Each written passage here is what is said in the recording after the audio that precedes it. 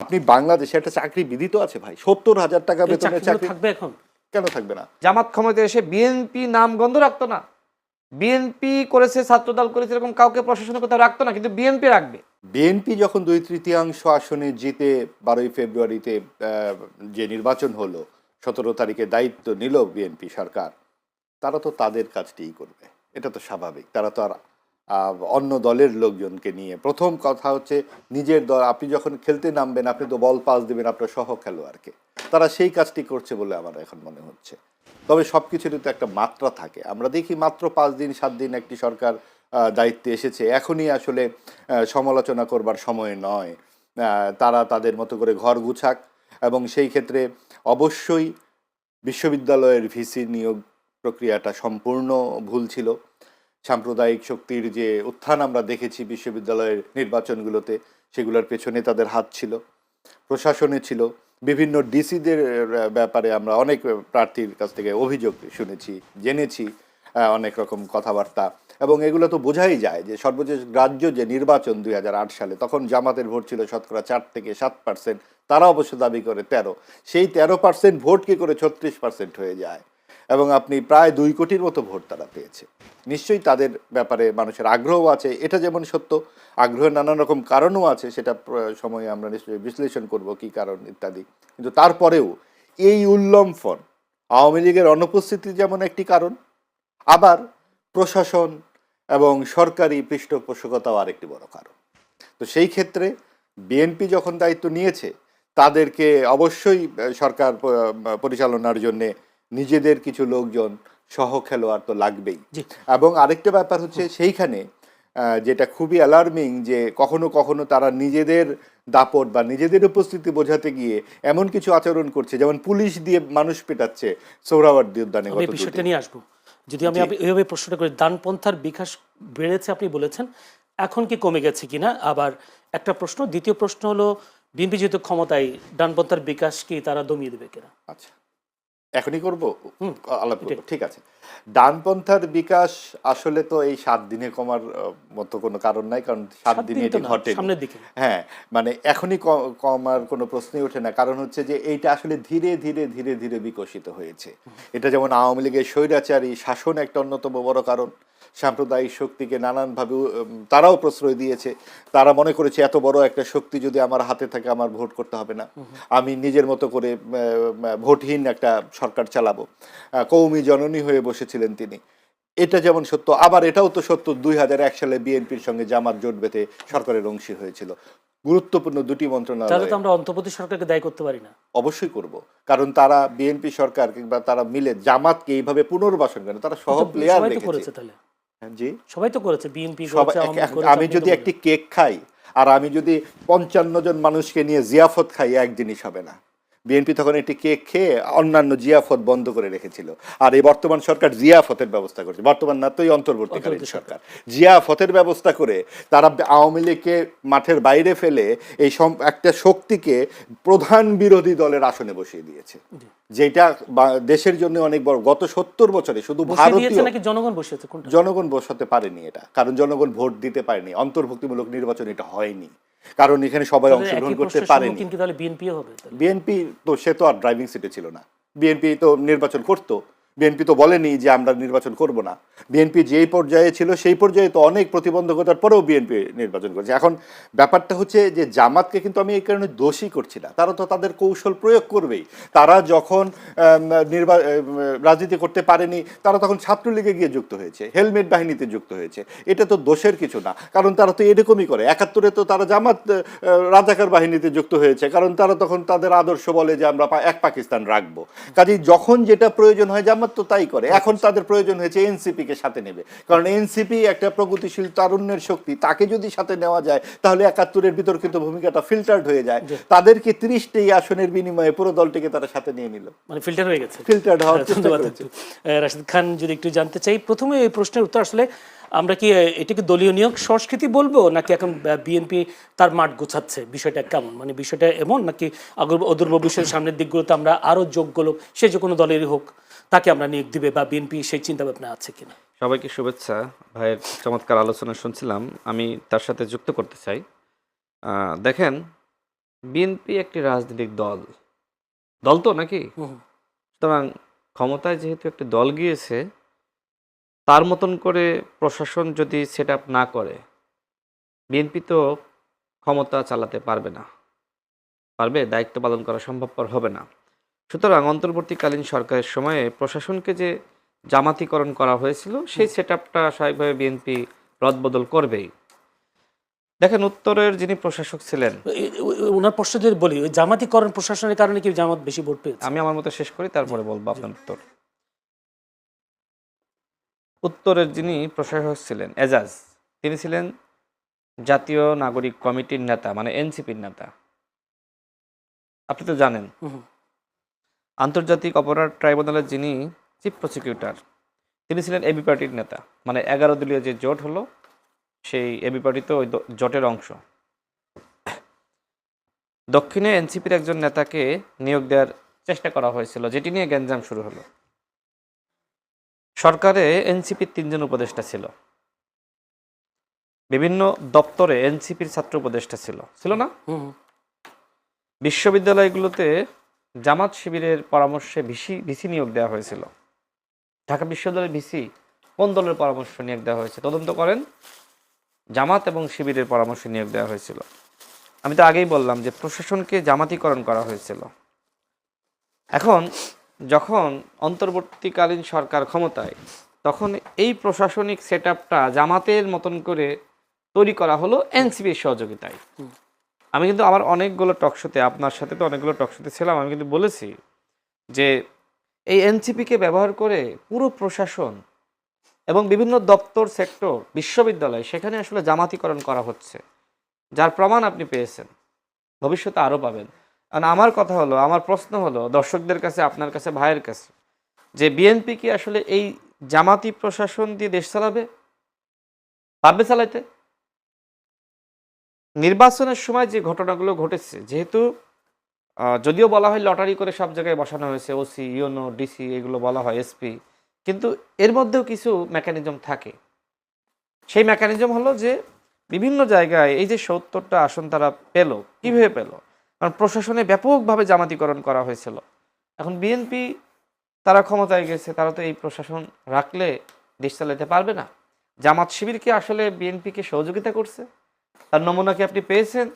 BNP শপথ নেবে, সেই শপথ নেওয়ার আগের দিন কি করলো তারা? 11 দলীয় জোট, 11 দলীয় জোট তারা ধর্ষণের প্রতিবাদে, চাঁদাবাজির প্রতিবাদে, হামলার প্রতিবাদে মিছিল করলো, সড়ক অবরোধ করলো, করেছে না? আন্দোলন সংগ্রাম তো করেছে। দেখেন ধর্ষণটা কোথায় হয়েছে? হাতিয়ায় যে ঘটনা ঘটলো, সেই ঘটনা তো সংঘর্ষ হয়েছে, মারামারি হয়েছে, ওই নারীর উপরে হামলা হয়েছে, এতটুকু সত্য। ধর্ষণ হয়েছে এখনো কেউ বলে নাই। পুলিশের পক্ষ থেকে বা মেডিকেল রিপোর্ট, ডাক্তাররা যে কথা বলছে যে সেখানে ওই নারীর উপরে হামলা হয়েছে এবং দুই পক্ষের মধ্যে সংঘর্ষ হয়েছে। কিন্তু আপনি কি করলেন? আপনি শপথ নেওয়ার আগের দিন যাতে শপথটা না নিতে পারে একটা কেওয়াজ সৃষ্টি করলেন। তো আপনি বলেন, এই জামাত শিবিরের যারা বিভিন্ন জায়গায় আছে বা এনসিপির নেতারা বিভিন্ন জায়গায় আছে, তাদেরকে বসিয়ে রেখে বিএনপি কি আদৌ দেশ চালাতে পারবে?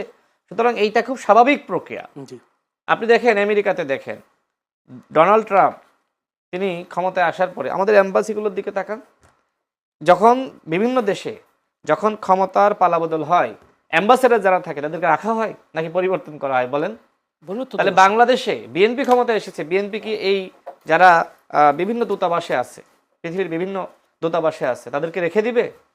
পরিবর্তন করবে না? এই পরিবর্তন খুব স্বাভাবিক প্রক্রিয়া। যদি ভবিষ্যতে জামাত ক্ষমতায় যায়, জামাত একই কাজ করবে, এবং এটা পৃথিবীতে একটা রেওয়াজ, এটা কিন্তু লিখিত না, অলিখিত একটা রেওয়াজ, এবং এইটা হয়ে থাকে, এটা আপনাকে মানতে হবে। এখন সমস্যা হলো যে ফেসবুকে এক ধরনের পরিবেশ সৃষ্টি করা হচ্ছে যে ভালো লোককে সরিয়ে দেওয়া হয়েছে। ভালো লোক নাকি দলীয় লোক? আন্তর্জাতিক অপরাধ ট্রাইব্যুনালের যিনি চিফ প্রসিকিউটর ছিলেন, তিনি তো দলীয় লোক। তো স্বাভাবিকভাবে তাকে তো বিএনপি রাখবে না, এবং তিনি এবি পার্টির নেতা, আর এবি পার্টি জামাতের সাথে অন্তর্ভুক্ত, একসাথে নির্বাচন সে করেছে। কারণে তাকে সরিয়ে তো দেওয়া এই ধরনের বিভিন্ন ঘটনা ঘটেছে। সুতরাং এইটাকে আপনি দলীয়করণ না বলে বলেন যে এটা আসলে স্বাভাবিক একটি প্রক্রিয়া, এবং স্বাভাবিক এটা প্রক্রিয়া। সবসময় থাকবে। তা- জামাত ক্ষমতায় এসে বিএনপির একজনকেও রাখবে না, বরং বিএনপি ক্ষমতায় আছে না, বিএনপি হয়তো উচ্চ পর্যায়ে রদবদল করছে, কিন্তু অন্যান্য জায়গায় অন্যান্য সেটআপ যেখানে আছে এইটা পরিবর্তন করছে না। ঠিক। বিএনপি অন্তত আস্থা রাখেন, বিএনপি অন্তত এই কাজটুকু করবে না যেটা অতীতে হয়েছে। যদি অতীতে- জামাত এবার ক্ষমতায় আসতো, জি। জামাত ক্ষমতায় এসে বিএনপি নাম গন্ধ রাখতো না, বিএনপি করেছে, ছাত্রদল করেছে, এরকম কাউকে প্রশাসনের কোথাও রাখতো না, কিন্তু বিএনপি রাখবে। ছাত্র শিবির করেছে, তারপরে বিএনপি তাকে চাকরিচ্যুত করবে, এই ধরনের ঘটনা ঘটেনি, ঘটবেও না। কিন্তু এই জায়গাগুলোতে যদি বিএনপি, বিএনপির আমলে আরো বেশি চাকরি পেয়েছিল শিবিরের। হ্যাঁ শিবির পেয়েছে না, তাদেরকে কি বিএনপি সরিয়ে দিবে? এই ধরনের ঘটনা কি এখনো ঘটেছে? ভবিষ্যতে ঘটবে না। বিএনপির উপরে, প্রধানমন্ত্রীর উপরে আপনারা আস্থা রাখতে পারেন, কিন্তু সেই আস্থাটা যাতে সৃষ্টি না হয় সেজন্য সব থেকে বেশি বিরোধিতা করছে হচ্ছে জামাত।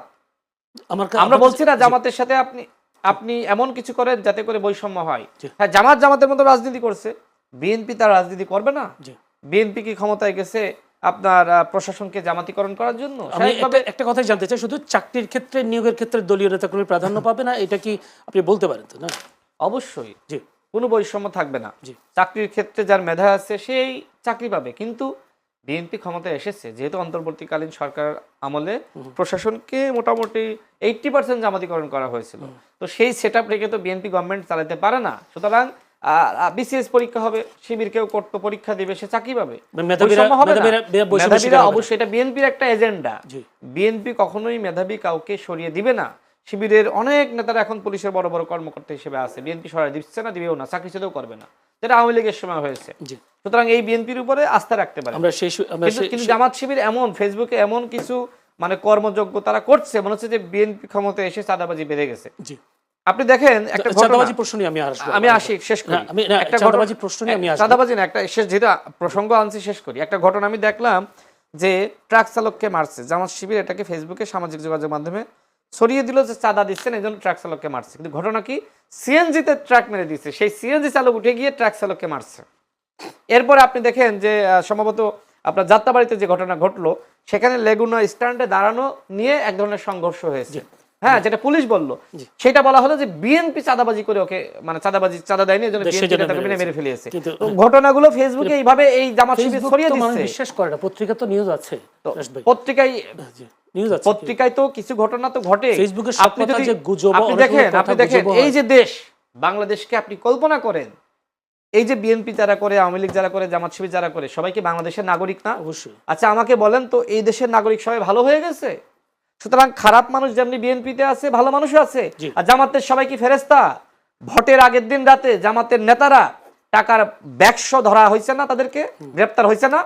এই যে জামাতের আপনি এতগুলো আসন দেখছেন, এটা কি জনপ্রিয়তা? যেটা ভাই বললেন যাতে ভোট কিভাবে বাড়লো, আরে ভোট বেড়েছে কিভাবে? গ্রামগঞ্জে যারা মানুষ লেখাপড়া জানে না, অনেক সময় অসচেতন, তাদের ভোটটা কেনা হয়েছে। জামাত শিবির জান্নাতের টিকিট বিক্রি করার নামে মূলত কাঁচা টাকা বিতরণ করেছে। অভ্যুত্থানের পরে প্রশাসনকে জামাতিকরণ করে তারা তালিমের নামে এইভাবে বুঝিয়েছে যে মানে দেখো বিএনপি চাঁদাবাজি করছে, গুম করছে, খুন করছে, অন্যায় করছে, অপরাধ করছে। অন্যায় করা আর অন্যায়কে সমর্থন করা এটা সমান ধরনের অপরাধ। শেষ করি কথাটা। সুতরাং তুমি যদি এই অন্যায়কারীকে সমর্থন করো, ভোট দাও, তুমি যাবা জাহান্নামে। শেষ করি একটু, শোনে নাই কোথায় শোনে নাই। এরপরে আপনার দেখেন, এরপরে দেখেন যে এই যে জামাত দেখো এত এত ভালো কাজ করছে, মানুষকে বৃত্তি দিচ্ছে, এই করছে সেই করছে, মানুষকে সহযোগিতা করছে। সুতরাং এই ভালো কাজকে তুমি সমর্থন করলে তুমি জান্নাতে যাবা। এইভাবে মানুষের মগজ ধুলাই করা হয়েছে গ্রামগঞ্জ। আপনি খোঁজ নিয়ে দেখেন, আমি তো গ্রামের ছিলাম, তো দেখছি। এবং আমি ঝিনাইদহ 4 থেকে নির্বাচন করেছি, সেখানে একই কাজ করা হয়েছে।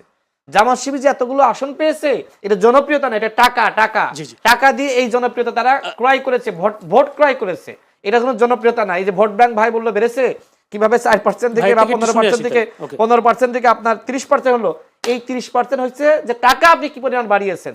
আগে যদি আপনি 1 কোটি টাকা নির্বাচনে খরচ করতেন, এইবার খরচ করেছেন আপনি 50 কোটি টাকা, তো পার্সেন্টেজ টাকার বেড়েছে, এই টাকার বিনিময়ে জনপ্রিয়তা বেড়েছে। ধন্যবাদ। যদি মাওবাজিস আপনি একটু করে তোলার চেষ্টা করছেন যে পুলিশ নিয়ে বিষয়টা, সরোয়ার্দী উদ্যানে পুলিশের যে মারমুখী আচরণ, আমরা একটা ডিসি মাসুদের সবসময় দেখি যে কোনো ধরনের আন্দোলন সংগ্রামে উনি বেশ সামনের দিকে এগিয়ে যায়। ডিসি মাসুদের কালকে সরোয়ার্দী উদ্যানে যে যাদেরকে মারামারি, মানে যাদেরকে পিটালেন, এই পিটানোটা পুলিশ কতটা করতে পারে, এটা একটা, যদিও আজকে তারা আবার থানা ঘেরাও করেছে যতটুকু শুনেছি শিক্ষার্থীরা। পুলিশ এত অসহিষ্ণু হয়ে উঠছে কেন? আসলে দেখুন, মাত্র বারবার যেটা আমরা বলবার চেষ্টা করছি, 17 তারিখে একটি সরকার কাজ শুরু করেছে, আজকে 24 তারিখ। তো এই 7 দিন বয়সী সরকারের মধ্যে যে এই নানান ধরনের অস্থিরতা তৈরি করবার যে চেষ্টা থাকবে, কারণ সেই জামাত এই উগ্রবাদী উল্লম্ফন যারা তৈরি করার চেষ্টা করে তারা দেখেন 3টা ফ্রন্ট খুলেছে। 1 নম্বর ফ্রন্ট হচ্ছে সাংস্কৃতিক একটা আগ্রাসন তারা শুরু করেছে।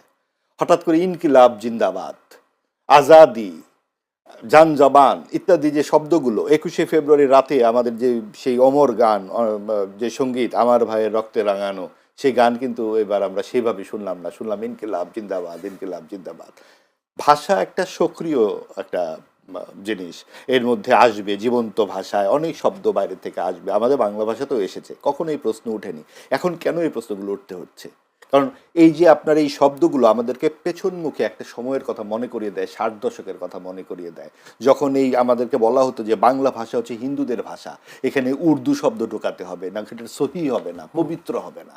এইসব দেখে শামসুর রহমান কবিতা লিখেছিলেন, তোমার মুখের দিকে এখন যায় না তাকানো বর্ণমালা আমার দুঃখিনী বর্ণমালা, এখন তোমাকে ঘিরে খিস্তি খেউরের পৌষ মাস। এই যে খিস্তি খেউর মানে গালাগালি, সেই খিস্তি খেউরের পৌষ মাসের কথা উনি বলেছেন 69 সালে। আবার কিন্তু আমরা এই গালাগালি দেখেছি, ইনকিলাব মঞ্চ, এবং এইগুলো কিন্তু হঠাৎ করে আসেনি, এগুলা সেই উগ্রবাদী উল্লম্ফনের, আপনি দেখুন সাংস্কৃতিক আগ্রাসন। এই যে চাকরির কথা বললেন না, যে চাকরি কি আমরা বিএনপি এভাবে দেবে বা আওয়ামী লীগ যেভাবে দিয়েছে, বাকি কেউ অন্য দল চাকরি পাবে না? অন্তর্বর্তীকালীন সরকার কিভাবে চাকরির ব্যবস্থা করেছে? এই যে সংস্কৃতি মন্ত্রণালয় একটা জাদুঘর বানিয়েছে যে গণভবনে, সেখানে 70,000 টাকার বেতনের চাকরি, 100 জনের মতো চাকরি মোট, সেখানে ওয়াক ইন ইন্টারভিউ দিয়ে তারা চাকরি দিয়ে দেওয়ার চেষ্টা করছে 4 দিনের মধ্যে নোটিশ দিয়ে, অর্থাৎ ক্ষমতা থেকে চলে যাবে, যাওয়ার আগে যা আছে ভাই ব্রাদার সবাইকে চাকরি দিয়ে যেতে হবে। আপনি বাংলাদেশে একটা চাকরি বিধি তো আছে ভাই, 70,000 টাকা বেতনের চাকরি থাকবে এখন? কেন থাকবে না? বা থাকবে কি থাকবে না এটা তো পরের কথা, আপনার ক্ষমতায় আসলেই আপনি এটাকে করতে হবে। আপনি এত বড় বড় সংস্কারের কথা বললেন, আপনি বললেন যে শতকরা 5 ভাগ নারীকে নির্বাচনের মনোনয়ন দিতে হবে, আপনি একটি নারীকেও নির্বাচনের মনোনয়ন না দিয়ে আপনি বললেন যে জুলাই সংস্কার যদি না হয়, জুলাই সনদ আমাদের ইত্যাদি ইত্যাদি, ইনকিলাব ধসে যাবে। তা আপনি কি করেছেন? জামাত কি করেছে সংস্কারের প্রশ্নে? আমি বলতে চাচ্ছি যে এই যে নানান রকম তৎপরতা, এইখানে কিন্তু জামাতের কিংবা অন্যান্য দলের কোনো অপতৎপরতা থাকতে পারে, কারণ এত উৎসাহিত কেন তারা, এবং ছাত্রদের উপরে এত রাগ কেন? তার মানে আওয়ামী লীগেরও রাগ আছে, জামাতিদেরও রাগ থাকতে পারে, আবার বিএনপিরও কারো কারো রাগ থাকতে পারে। কাজে এগুলো তো আমরা জানি না। এই পিটাপিটি কেন হবে ভাই? এই যে আইনের শাসনের কথা আমরা এতবার শুনলাম, এতবার বললাম, যেখানে প্রধানমন্ত্রী পরিষ্কার করে বলেছেন যিনি ভোট দিয়েছেন, যিনি ভোট দেন নাই অথবা ভোট দিতে যান নাই, তাদের সকলের সমান অধিকার আছে। তাহলে এই আপনি ধরেন কোথাও আপনি মশা মারবেন, হ্যাঁ, সেইখানে আপনি মশার উৎপত্তি স্থলে না গিয়ে যদি যেখানে 5-7টা মশা দেখা যাচ্ছে সেখানে আপনি গ্যালন গ্যালন মশার ওষুধ দেন, সাধারণ মানুষ তো মরে যাবে ভাই। আপনি যেখানে মাদকের উৎপত্তি স্থল সেখানে হাত না দিয়ে কোথায় কোনা কাঞ্চিতে 1-2 বসে গাঁজা খাচ্ছে বা খাচ্ছে না, হেঁটে যাচ্ছে, একজন বামপন্থী এক ছাত্রকে ধরে সমানে পিটানো দেওয়া হয়েছে কারণ সে শেখ হাসিনার বিরুদ্ধে আন্দোলন করেছিল। তাহলে সেই পুলিশের রাগ ছিল, পুলিশের সাথে তার কোনো একটা মারপিট হয়তো হয়েছিল, কারণ ঘটনাটা তো বেশি দিন আগের না, অনেক টাটকা স্মৃতি আছে। কাজেই এই সমস্ত সমস্যা অঙ্কুরে সমাধান করতে হবে। এবং লটারির আপনি দেখুন যে এদের চালাকি কীরকম।